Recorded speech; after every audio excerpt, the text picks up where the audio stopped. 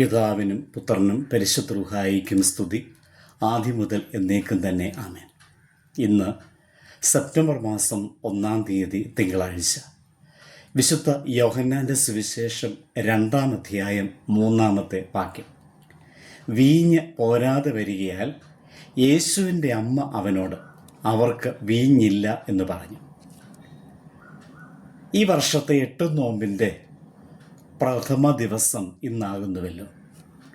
വിശുദ്ധ മറിയത്തിൻ്റെ ഏറ്റവും പ്രസക്തമായ ഇടപെടൽ വിശദമാക്കുന്ന ഒരു വേദഭാഗമാണ് വിശുദ്ധ യോഹന്നാൻ്റെ സുവിശേഷം 2-ാം അധ്യായം.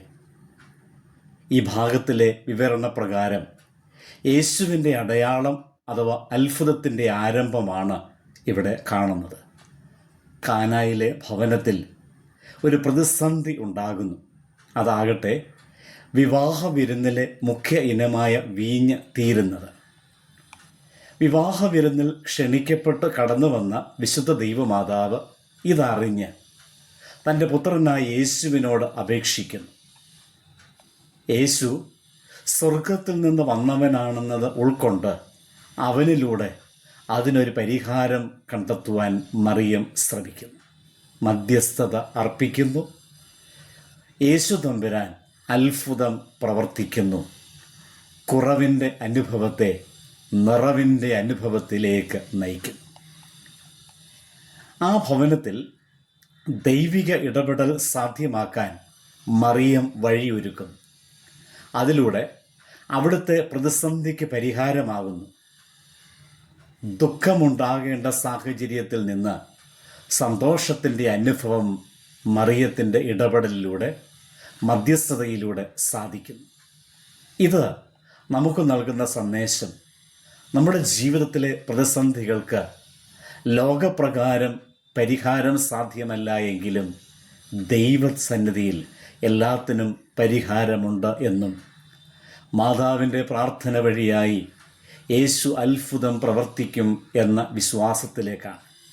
ഈ ദിവസങ്ങളിൽ ദൈവത്തിലുള്ളതായ നമ്മുടെ വിശ്വാസം കൂടുതൽ ആഴപ്പെടുവാൻ ഇടയായി തീരണം. അതുപോലെ മറിയം മറ്റൊരു മാതൃകയും നമുക്ക് നൽകുന്നുണ്ട്. അത് ആയിരിക്കുന്ന ഇടത്ത് വെളിച്ചമാകുക എന്നതാണ്. ആയിരിക്കുന്ന ഇടത്തെ പ്രശ്നങ്ങൾ ആളി കത്തിക്കുകയല്ല, അവയ്ക്ക് ഫലപ്രദമായ പരിഹാരം കണ്ടെത്തുവാനുള്ള ശ്രമം നടത്തുന്നത് ശ്രേഷ്ഠമാണ് എന്ന ചിന്ത നമുക്ക് നൽകുന്നു. നാം ഓരോരുത്തരും നമ്മെ വിലയിരുത്തുക. നമ്മുടെ സാന്നിധ്യം മറ്റുള്ളവർക്ക് അനുഗ്രഹമാണോ? അവരുടെ പ്രതിസന്ധികൾക്ക് നമ്മിലൂടെ ആശ്വാസമാകുവാൻ നാം ശ്രമിക്കേണ്ടതുണ്ട്. ദൈവമാതാവായ മറിയം വിരുന്നു ഭവനത്തിലെ പ്രതിസന്ധിക്ക് ആശ്വാസമാകാൻ പരിശ്രമിച്ചതും, ലോകത്തിലെ പ്രശ്നങ്ങൾക്ക് ദൈവസന്നിധിയിൽ മാത്രമേ പരിഹാരമുള്ളൂ എന്നതിനാലും ആ അപേക്ഷ ദൈവസന്നിധിയിൽ അർപ്പിച്ചതും നമ്മെ വിശ്വാസത്തിൻ്റെ ആഴങ്ങളിലേക്ക് നയിക്കട്ടെ.